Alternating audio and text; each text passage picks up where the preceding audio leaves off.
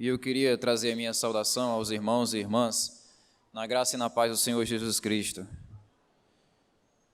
Irmãos, da última vez que eu estive expondo a palavra no domingo, eu estive abordando o tema do serviço, falando sobre o versículo 1 e o versículo 2 da segunda carta que o apóstolo Paulo escreveu aos Coríntios, no capítulo 4.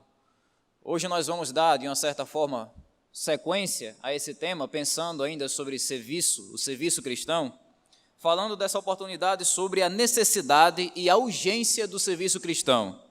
Para isso eu queria convidá-los à segunda carta de Paulo aos Coríntios, capítulo 4, vamos ler agora do verso 3 até o verso 6, onde vamos meditar sobre a necessidade e a urgência do serviço cristão.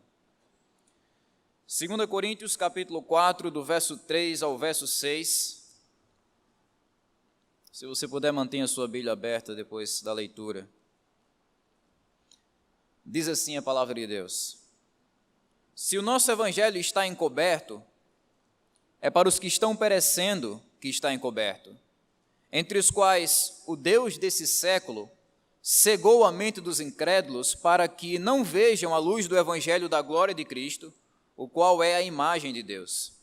Pois não pregamos a nós mesmos, mas a Jesus Cristo, o Senhor, e a nós mesmos como vossos servos por causa de Jesus. Porque Deus, que disse, das trevas brilhará a luz, foi Ele mesmo quem brilhou em nosso coração para a iluminação do conhecimento da glória de Deus na face de Cristo. Que Deus aplique no nosso coração a palavra dEle. Quando nós olhamos para o contexto dessa passagem, o verso 1 e o verso 2, nós vemos que o apóstolo Paulo fala sobre a natureza do serviço cristão. Esse foi o tema da minha última mensagem nesse texto. Ele falou no verso 1 e no verso 2 sobre o tipo de serviço que eu e você, como crentes, devemos exercer no reino dos céus, devemos exercer no reino de Deus. No verso 1, só para recapitular, o apóstolo Paulo diz que ele é um servo no reino dos céus, não por causa dos seus méritos pessoais, não por causa das suas habilidades pessoais, mas por causa da misericórdia de Deus. Tendo esse ministério pela misericórdia que nos foi dada, não desanimamos. Paulo é um servo de Deus e, consequentemente, eu e você servimos a Deus, não por causa das nossas habilidades, mas porque é um privilégio que Deus nos concede por causa da sua misericórdia. E no verso 2, a gente teve a oportunidade de analisar Paulo destacando para nós as qualidades de um servo segundo o coração de Deus. E foram pelo menos 4 que Paulo cita no verso 2. O servo de Deus, ele anda em santidade, ele não tem uma vida dupla, uma vida dentro da igreja e uma vida fora da igreja. Ele também não tem duplas intenções, ele é sincero, ele é fiel, ele não distorce a palavra de Deus e ele é produtivo, ele está sempre engajado para anunciar o reino de Deus. Do verso 3 ao 6, que é o texto que a gente acabou de ler, Paulo explica uma coisa importante. Esse serviço que eu e você devemos exercer para a glória de Deus, ele não deve ser um serviço desleixado, ele não deve ser um serviço negligente. Paulo fala aqui que o serviço que nós exercemos no reino de Deus é um serviço urgente. Ministrar o evangelho, transmitir o evangelho, servir no evangelho, não é uma coisa tão simples como aguar a grama da sua própria casa, uma coisa que você faz tranquilamente, pode fazer até de uma maneira descuidada mesmo. Ministrar o evangelho não é tão simples assim. Ministrar o evangelho é algo mais parecido com arrebatar uma pessoa moribunda, semi-morta, do meio de um incêndio. Essa é a metáfora, por exemplo, que Judas usa no capítulo 1, versículo 23. Ele diz que a salvação de uma pessoa é como se aquela pessoa estivesse morrendo no fogo e ela fosse arrebatada do fogo. É uma coisa urgente, é uma coisa necessária. E por que ministrar o evangelho é uma coisa tão urgente, é uma coisa tão necessária? Porque o mundo, ele precisa desesperadamente do evangelho do nosso Senhor Jesus Cristo. E no verso 3 e 4, o apóstolo Paulo começa descrevendo para nós essa carência do mundo sem Deus. Ele mostra o quanto o mundo, o quanto a sociedade, o quanto a humanidade ela está afundada no pecado. E por que é importante a gente pensar sobre isso? Todo crente, irmãos, ele tem uma tendência natural de relaxar na obra do evangelho. A nossa carne, ela tem puxado constantemente o nosso coração para viver uma vida cristã egoísta, O que é o crente egoísta? É aquele crente que só pensa em si mesmo. É aquele crente que só consegue se esforçar para alguma coisa se ele conseguir algum benefício pessoal. Ele está priorizando apenas os seus interesses pessoais. O crente egoísta é aquele crente que já se considera salvo e, consequentemente, não liga para a salvação dos outros. Os outros, se quiserem encontrar salvação, que se virem, eu já estou salvo. Essa é a visão do crente egoísta. Ele é conhecido também como crente 3S, e isso não é nada sobre iPhones, iPhone 4S, 5S, nada a ver com isso. O crente 3S é aquele crente que é salvo, sentado e satisfeito. Ele acha que só porque ele encontrou a sua própria salvação, a única coisa que ele tem que fazer agora pelo resto da vida dele é vir para a igreja, sentar no banco, ouvir a palavra, ficar de boca fechada e sair da igreja vivendo como o mundo vive. A maior dificuldade que esse tipo de coração tem, o coração egoísta, que só pensa em si mesmo, é a dificuldade de olhar para o próximo. Isso é o egoísmo. O egoísmo faz você ter uma visão em si mesmado, você olha apenas para si. É por isso que o crente egoísta ele tem uma dificuldade de olhar para o próximo. E, infelizmente, essa é uma realidade que tem atingido muitos crentes na nossa época, uma realidade que nós chamamos de comodismo. Comodismo é a manifestação prática do egoísmo. Um crente egoísta necessariamente vai ser um crente acomodado. Por quê? Porque ele não liga para os outros, ele só liga para si mesmo. O comodismo é visto naquele tipo de crente que não sente a necessidade de servir, que não enxerga a urgência do evangelho, ele prioriza mais os seus assuntos pessoais do que o reino de Deus. É aquele tipo de pessoa que ela abre mão de qualquer coisa, menos do seu conforto. É aquele tipo de pessoa que não quer perder o conforto da vida e por isso não quer servir na obra do evangelho. E às vezes existem desculpas excelentes para isso. Olha, eu não vou servir no evangelho porque eu tenho que passar em tal concurso, então não dá para me servir no evangelho. Eu não vou servir no evangelho porque, afinal de contas, eu tenho muita coisa no meu trabalho, misturado com as coisas da minha família, e não dá para mim me dedicar no evangelho. Eu não vou servir no evangelho porque eu não vou dividir o meu tempo com o serviço no evangelho, porque eu tenho aquele dia que eu tenho que descansar, eu tenho que assistir às séries, colocar os filmes em dia, porque todo mundo está assistindo e eu não estou assistindo. É o crente acomodado. É uma história parecida com aquela história de Marta, que estava ocupada demais para Jesus. Vocês lembram da história de Marta? Jesus entra na casa de Marta e lá está Marta e Maria. Maria se assenta aos pés de Jesus e começa a ouvir a palavra. Ela tem tempo para Jesus. Mas Marta não. Marta está ocupada com tantas coisas. E então Marta, depois de passar um tempo ocupada com várias coisas, ela se aproxima de Jesus e traz uma reclamação. Ela diz: Jesus, você não está vendo que Maria está aí nos seus pés, sendo que ela devia estar aqui me ajudando? O que é que Jesus diz? A exortação para o crente acomodado, qual é? Marta, Marta, você está ansiosa e preocupada com tantas coisas, mas uma só é necessária para você. Irmãos, o crente acomodado é parecido com isso. Ele está ocupado demais para Jesus. Ele está priorizando mais os seus confortos pessoais e, consequentemente, ele não tem tempo para Jesus. Esse é o resumo do crente egoísta. Ele não consegue ver as necessidades dos outros porque ele prioriza apenas as suas necessidades. É alguém que não consegue visualizar as necessidades de um mundo sem Deus. É alguém que não consegue sentir dor, mesmo contemplando a maioria da humanidade caminhando em direção ao inferno. Porque ele não sente dor diante disso. Por que ele não sente compaixão? Porque ele só olha para si mesmo. Mas o que vemos nesse texto é que Paulo destaca pelo menos 2 fatores sobre o mundo que devem despertar a gente, que devem despertar o nosso coração para a urgência do serviço cristão. Por que ministrar o evangelho é uma coisa tão urgente, tão necessária? Primeiro, verso 3, porque as pessoas estão perecendo sem o evangelho. Ele diz: se o nosso evangelho está encoberto, escondido, é para os que estão perecendo que está encoberto. A palavra perecer significa basicamente destruir. Paulo está chamando a nossa atenção para o fato de que existem inúmeras pessoas que ainda não se renderam aos pés do Senhor Jesus Cristo, que ainda não se arrependeram dos seus pecados, que ainda não receberam Cristo como Salvador e, consequentemente, essas pessoas estão se destruindo sem o Evangelho. São pessoas para as quais, como diz o apóstolo Paulo aqui, o Evangelho está encoberto, elas não conseguem enxergar a glória do Evangelho porque a visão está turva, ela não consegue enxergar a definição daquilo que é a glória de Deus porque está cega. O evangelho está encoberto para essa pessoa e a consequência disso é a autodestruição, é a pessoa que começa a destruir o próprio coração com vários pecados, com vários vícios, com vários prazeres ilícitos que a palavra de Deus proíbe. E existem várias formas do ser humano se destruir no pecado. Alguns estão se destruindo nas drogas, outros estão se destruindo na criminalidade, na violência, outros estão se destruindo na vaidade, no legalismo, no orgulho, nas riquezas passageiras dessa vida, ou se destruindo numa vida sexual desregrada. São inúmeras, irmãos, as formas que o ser humano tem de destruir o próprio coração através do pecado. Esse é o quadro que o apóstolo Paulo ele quer pintar para nós. Existem muitas pessoas que estão se mutilando. Talvez a palavra mais chocante, porém mais precisa, seja a palavra mutilação. Quando Paulo diz que existem pessoas que estão perecendo o seu evangelho, ele está dizendo que existem pessoas que estão se mutilando, se destruindo o seu evangelho. E eu sei, irmãos, que isso aqui não é uma coisa de aparências. A verdade é que, aparentemente, todo mundo parece muito bem.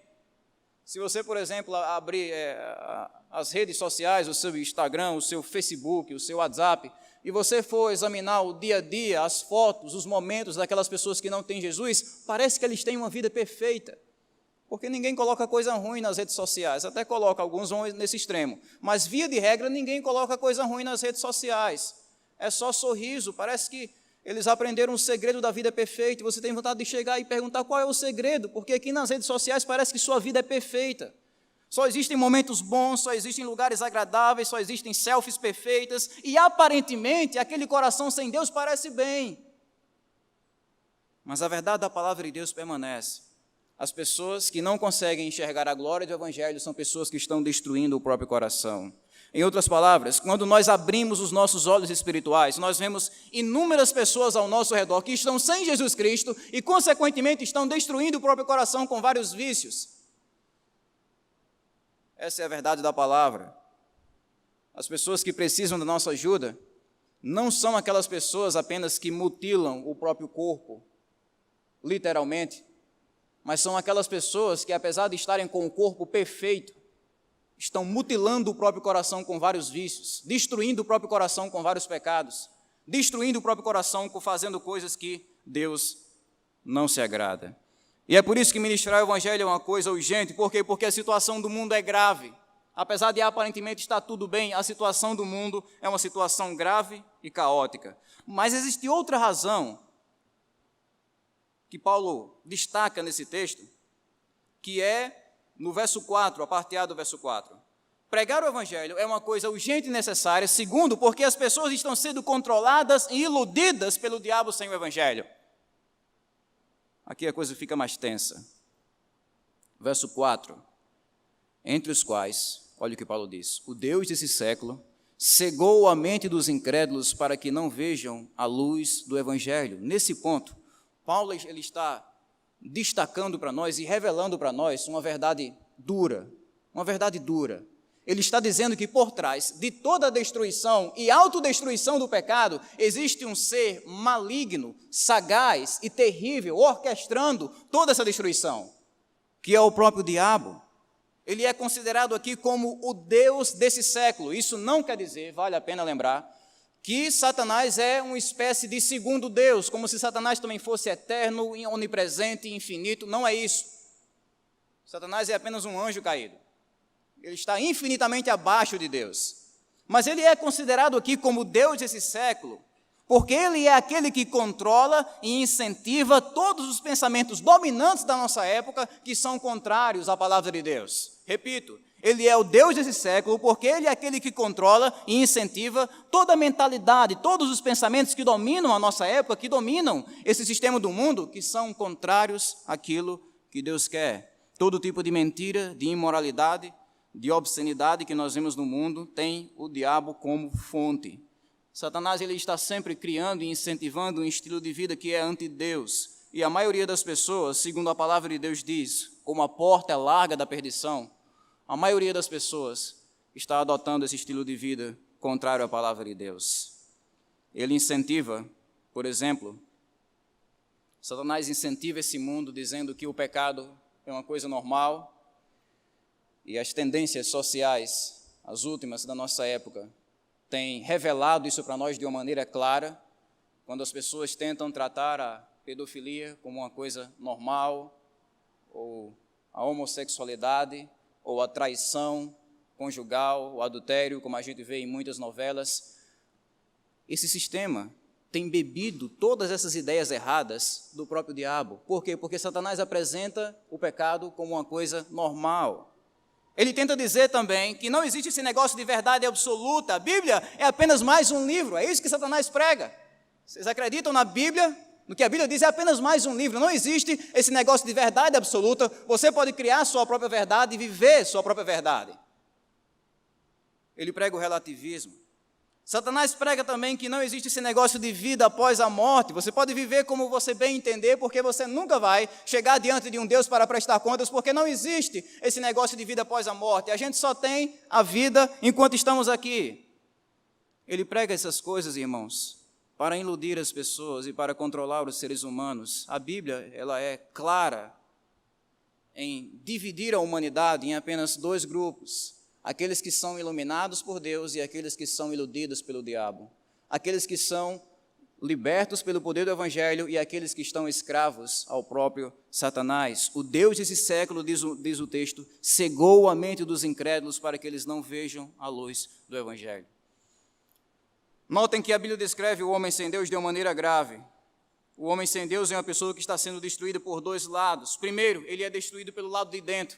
O pecado está lá escravizando. Parem para pensar comigo. Por que o ser humano tem tanta facilidade de ficar viciado e tanta dificuldade de se libertar do vício? Por que isso acontece? Facilmente o ser humano fica viciado no dinheiro, no sexo ilícito ou em algum tipo de palavreado errado. Facilmente ele está se viciando em coisas erradas, mas dificilmente ele consegue dar um basta. Dificilmente ele consegue se libertar daquele vício. Por quê? Porque ele está sendo destruído pelo lado de dentro. É o pecado que está dominando o coração. Esse é o poder do pecado, o poder de escravizar as pessoas.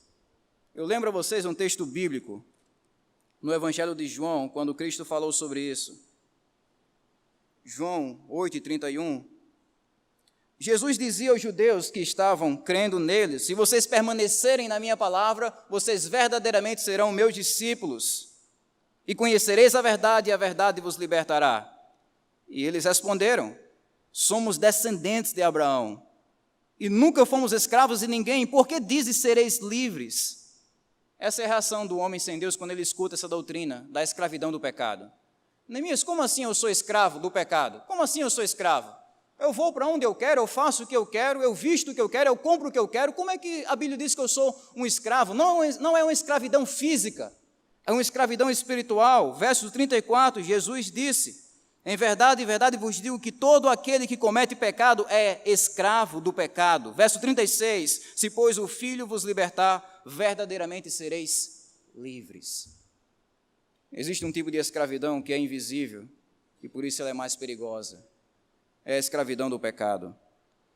O homem então é destruído pelo lado de dentro e também pelo lado de fora. Ele não consegue enxergar essa realidade por causa dos feitiços, por assim dizer, que Satanás lança sobre a mentalidade do homem sem Deus. Satanás, ele usa a sua influência nesse mundo caído para fazer com que as pessoas troquem as coisas, para fazer com que o ser humano olhe para o veneno e diga que é remédio, para fazer com que a sociedade olhe para uma coisa ruim e diga que é uma coisa boa, para fazer com que o homem prefira as trevas do pecado do que a luz do Evangelho. É por isso que a Bíblia diz que Satanás é o Deus desse século.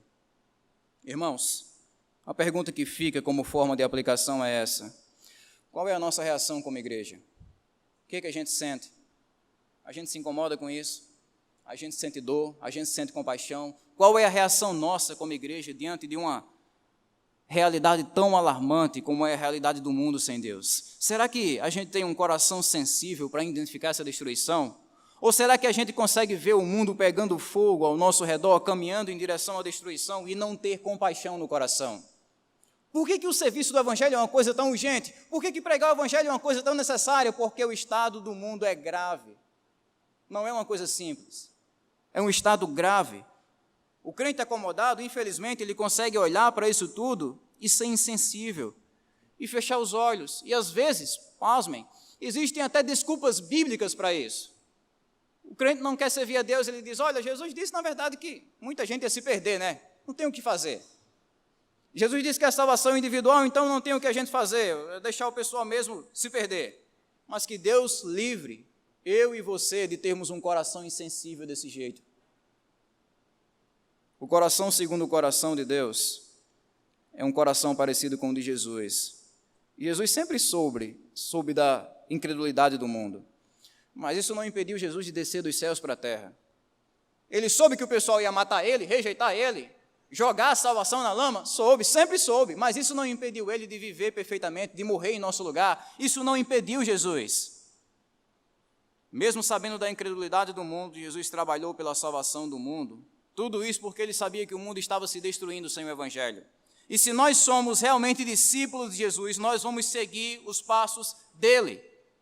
Por exemplo, Mateus 9,36 diz que Jesus via as multidões sem Deus e ele sentia compaixão. Ele não era insensível. Ele olhava para a humanidade cega e se destruindo no pecado e ele sentia compaixão. Mateus 9,36, ao ver as multidões, teve compaixão delas, porque estavam aflitas, desamparadas como ovelhas sem pastor. Diz também que quando Jesus olhava para uma cidade cega pelo pecado, ele chorava.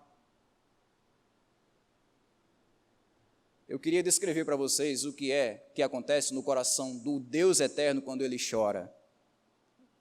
Quando está, é claro, no seu estado humano. É uma coisa intensa. Mas quando Jesus olhou para a incredulidade de Jerusalém, em Lucas 9,41, diz o texto, quando se aproximou e viu a cidade, Jesus chorou sobre ela e disse, se você compreendesse nesse dia, sim, você também, o que te traz a paz, mas agora isso está oculto aos seus olhos. Jesus olha para aquela cidade que está cega e se destruindo no pecado e ele chora, ele sente dor, ele percebe a urgência do serviço. E o que é que a gente sente quando olhamos para Apodi? O que é que eu e você sentimos em nosso coração quando nós olhamos para a nossa cidade? Uma cidade que movimenta o maior carnaval da região, promovendo drogas, sexo ilícito, imoralidade, desordem. Uma cidade que tem a peculiaridade de ser dedicada a 2 padroeiros, que todos os anos movimenta procissões massivas em nossas ruas, afundada em idolatria, uma cidade que todas as noites está movimentando a prostituição infantil, a venda de drogas, o homossexualismo, o adultério, o marido traindo a esposa, o alcoolismo, a traição conjugal e vários outros males sociais. O que a gente sente, irmãos? O que a gente sente com isso? Alguma vez você já estava andando no centro da cidade, olhando a situação daquelas pessoas sem Deus e você sentiu dor e compaixão, uma coisa parecida com o que Jesus sentiu aqui, ao ver as multidões? Quando nós percebemos que o mundo está gravemente sendo destruído pelo pecado, a gente não vai tratar o serviço de uma maneira desleixada, de uma maneira secundária, de uma maneira opcional.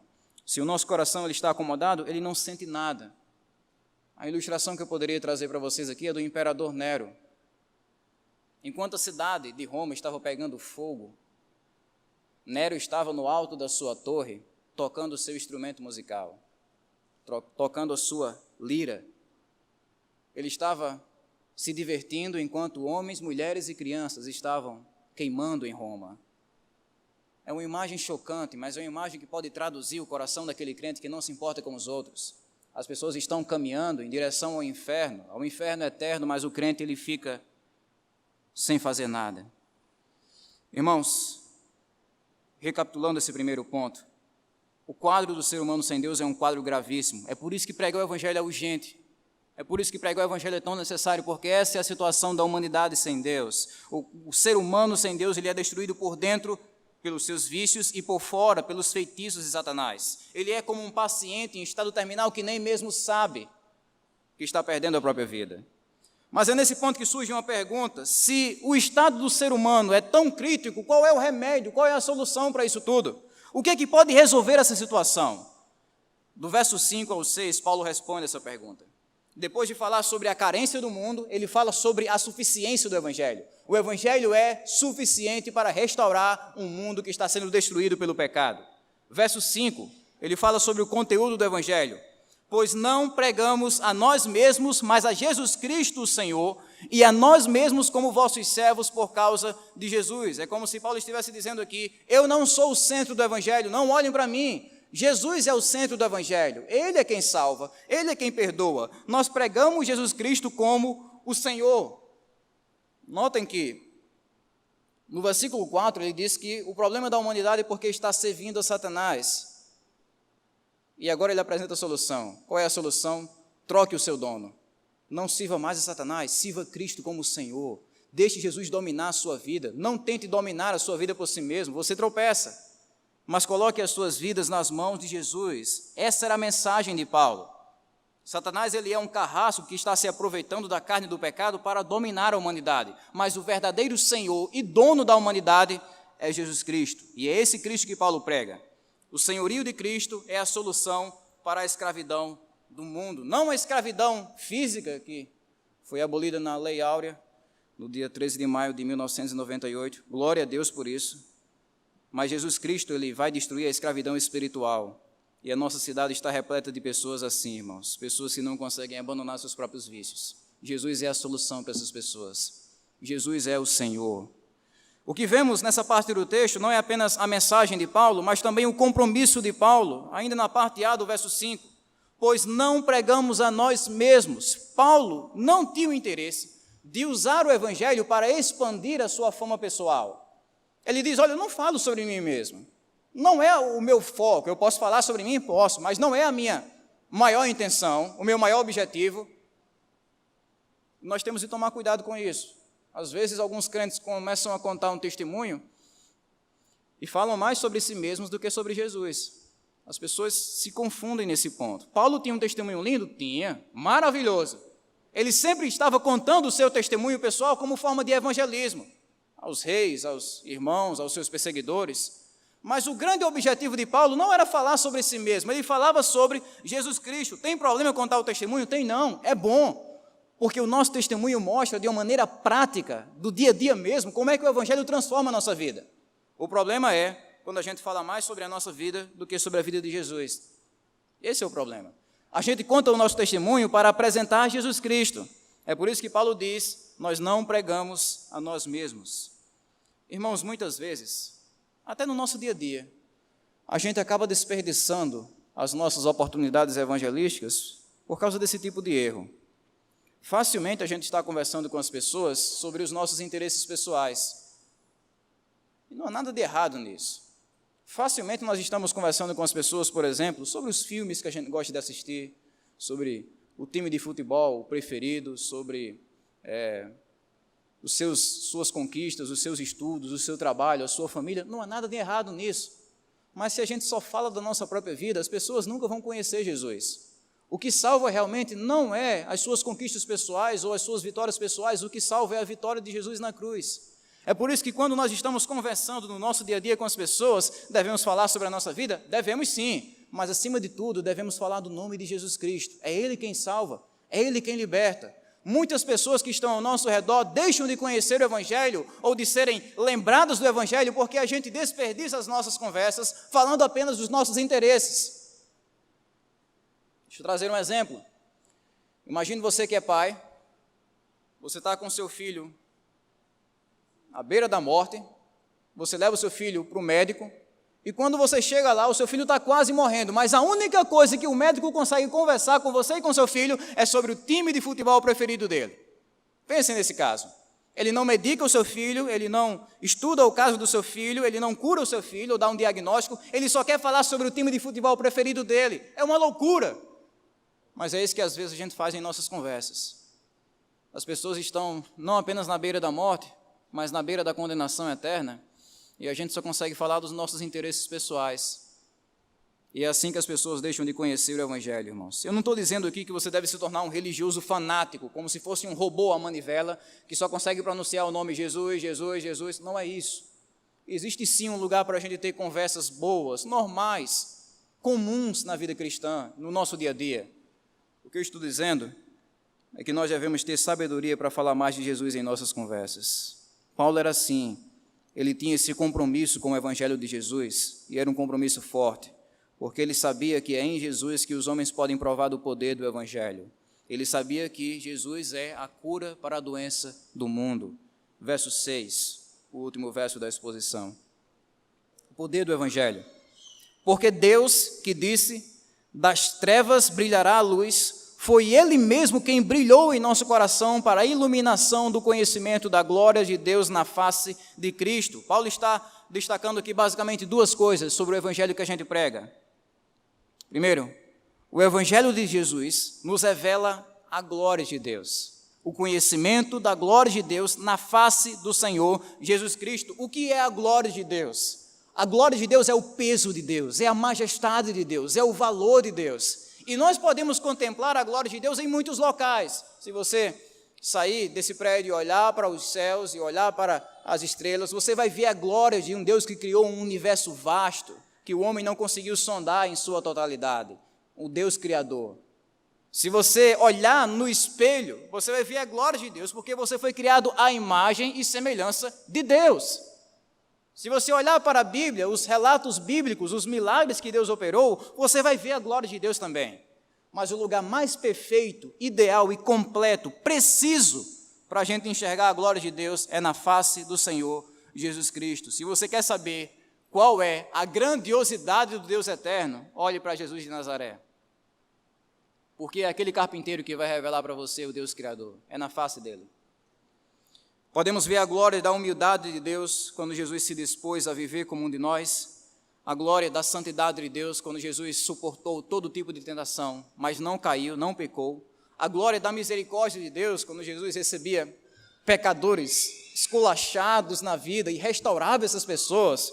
A glória do zelo de Deus quando Jesus expulsa os comerciantes do templo com ira. A glória do poder de Deus quando Jesus cura, quando Jesus acalma a tempestade, quando Jesus multiplica os pães. A glória do amor de Deus, quando Jesus morre na cruz para a salvação dos pecadores. É nesse Jesus Cristo que nós contemplamos a glória de Deus e é por isso que nós não pregamos a nós mesmos, mas pregamos a Jesus. É nele que nós vemos perfeitamente a glória de Deus. E para encerrar, o texto diz que o poder usado no Evangelho de Jesus é o mesmo poder usado na criação do universo. Porque Deus que disse, das trevas brilhará a luz, foi Ele mesmo quem brilhou em nossos corações para a iluminação. Aqui a gente tem uma referência de Gênesis 1, uma cena linda, difícil de descrever. Ninguém testemunhou humanamente falando. Havia apenas trevas, Deus diz, haja luz, e houve luz, a luz saiu da boca de Deus a 300.000 quilômetros por segundo, a luz começa a preencher o universo, todo esse universo que a gente tem ao nosso redor, e Paulo usa justamente essa situação da criação para descrever para nós, para exemplificar para nós o que é que acontece na salvação. O mesmo Deus que iluminou o universo é o Deus que ilumina o coração daquela pessoa que recebe Jesus. É Deus que ilumina o coração do eleito. Isso é lindo. O que aconteceu quando você se converteu? O Deus Criador iluminou o seu coração. A mesma luz que Ele usou para iluminar o universo foi a luz espiritual que Ele usou para iluminar o seu coração e fazer você enxergar Jesus. Sair das trevas do pecado e enxergar Jesus Cristo. De um lado, havia Satanás tentando cegar você, envolver você nas trevas, e Deus chegou e disse, haja luz. E houve luz. Você enxergou Jesus Cristo. Essa luz da glória de Deus. É por isso que quando uma pessoa é convertida, ela passa a amar Jesus de uma maneira radical, porque ela agora enxerga, ela vê Jesus Cristo. Ela antes só acreditava que Jesus existiu e que foi um bom exemplo, mas agora a situação muda, ela consegue enxergar o valor de Jesus. Ela diz, Jesus não é apenas um bom exemplo para ficar aqui nas páginas dessa Bíblia, Jesus é o Deus que deve morar no meu coração. E devemos confiar, irmãos, no poder do Evangelho. Enquanto nós estamos servindo a Deus, devemos ter plena confiança de que essa mensagem que nós carregamos é uma mensagem mais poderosa do que o poder de Satanás, é uma mensagem que pode restaurar o mundo. Esse é o poder do Evangelho para um mundo carente. A minha oração é que Deus ele possa despertar eu e você para a gente entender que a situação não é tão simples como a gente imagina ser, muitas vezes, mas existe uma multidão de pessoas em nossa cidade que está perecendo sem o Evangelho. E nós devemos perceber a urgência disso. Nós temos um evangelho poderoso, não temos um evangelho fraco, temos um evangelho poderoso, que é suficiente para libertar o pecador em seus piores casos, em seus piores dilemas. E quando a gente percebe essa urgência e necessidade do Evangelho, nós começamos a se dispor para a obra de Deus. Nós não vamos colocar o corpo fora, nós vamos se dispor para a obra de Deus. Deus, use minha vida, use minhas orações, use meus dons, use meu talento, use as minhas finanças, use os meus lábios, use a minha mente, use tudo que eu tenho, Deus, para avançar o seu reino e para servir na sua obra. Confiando nesse Evangelho poderoso, como diz Romanos 1,16, porque não me envergonho do Evangelho, pois é o poder de Deus para a salvação de todo aquele que crê. Que Deus nos abençoe, em nome de Jesus, irmãos.